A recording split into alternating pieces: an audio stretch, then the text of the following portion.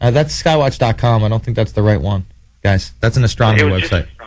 It's just really amazing. I can sit there, I can just stand there and watch them go across the sky. They go way down, they go out of sight, and then they come back in the other direction. It's like... The thing is that they have teams of 2 and 3 and sometimes 4 of these planes in an area where you can see, especially if there's a... no, that's not it either. I don't know, guys.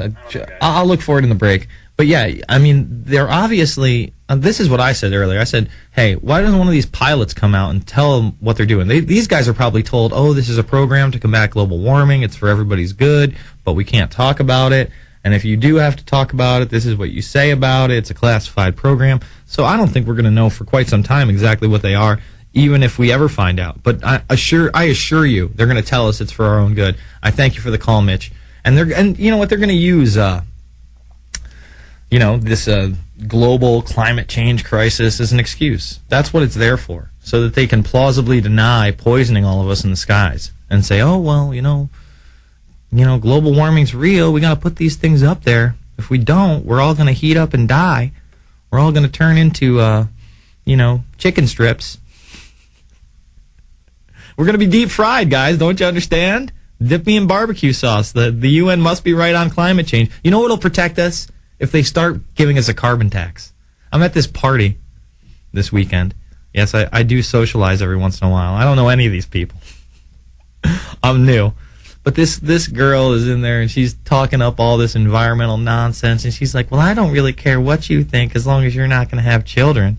And I'm like, well, I really do care what you think because you do have children. And you are just so misinformed about what the environmental movement is about. You have no idea, and I try to explain to her it's about a carbon tax and them charging you for everything you do from driving in your car.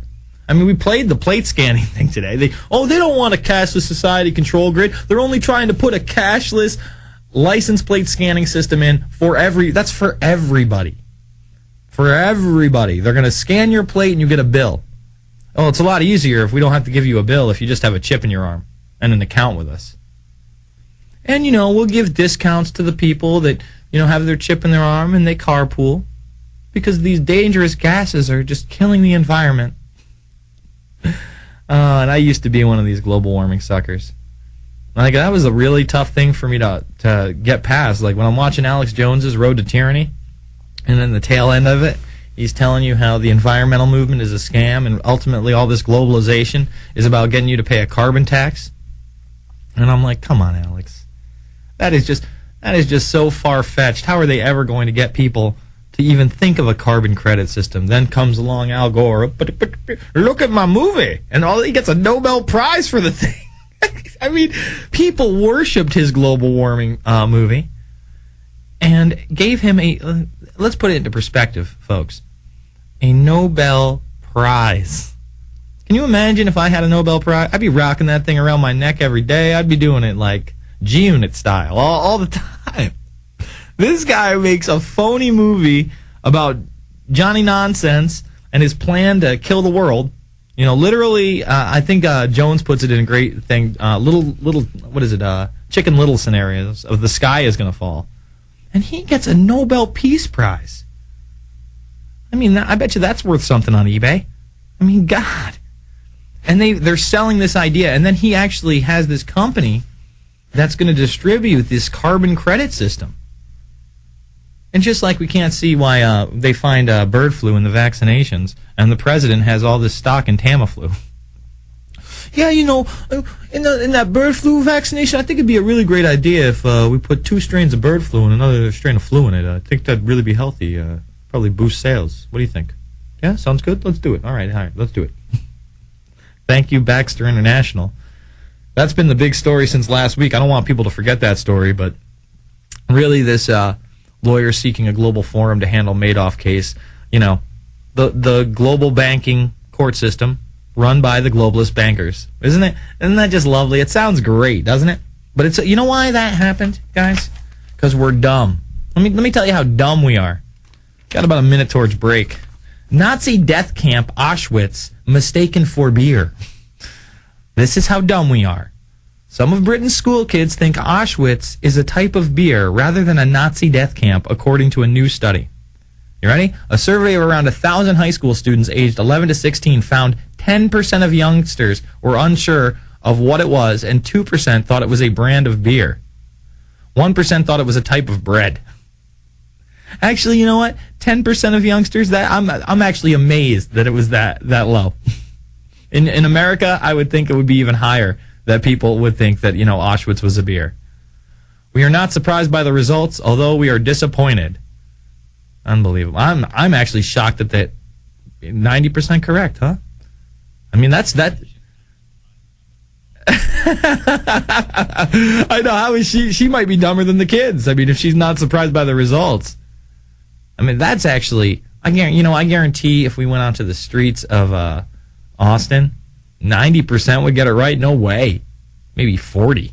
I'd say, especially if we went out on a Saturday night on 6th Street. We got to do, you know what? That's going to be a new Bermy segment, I think. We're going to do the Bermy segment Saturday night on 6th Street with Bermy.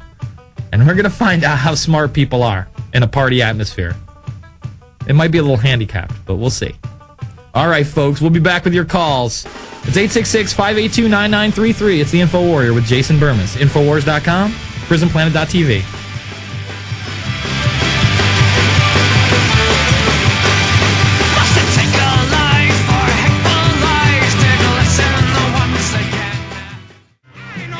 Carbon credit cashless society control grid for the kids. That's what they want.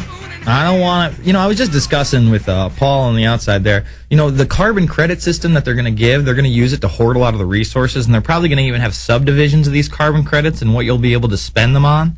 They'll be like subcategories. So if you're really good, it'll have this subcategory of carbon credits that allow you to have leisure stuff.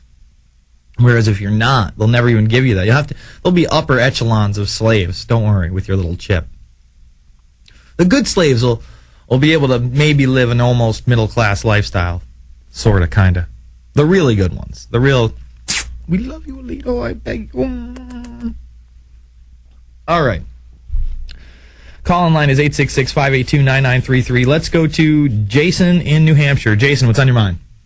How's it going, Jason? Love Good, the radio show, man. Oh, thanks. Hey, one of the things I've been thinking about lately is, when we talk about, false flag, I noticed Robert Mueller, FBI director, made a speech for the Council on Foreign Relations a couple weeks ago, and when he's saying Mumbai-style terrorist attacks may easily happen in the USA, and I think, wouldn't that be great to go against the Second Amendment? Oh, it would be huge for them. They're already trying to grab your guns, so a couple well-coordinated, public shootings in a mall or, in any kind of a stadium, perhaps, or at a rock event. I mean, just any kind of concert. You're right. That would be huge, and it would take it from the level of, Columbine, child-style massacres. A school would be huge, too. I mean, something like that would be off the charts. But then bring it to that level of a coordinated attack and really demonize gun owners. And the way I think about it, months before the 9/11 attack, Gary Hart, CFR member, was giving talks about, potential terrorist attacks, which obviously Alex figured out and gave warnings about 9/11. I mean, I consider it very ominous when his FBI director, in front of the CFR, is giving talks about a Mumbai-style terrorist attack, especially when we know, and you know as well, that that in order for their agenda to pass, they have to get rid of the guns.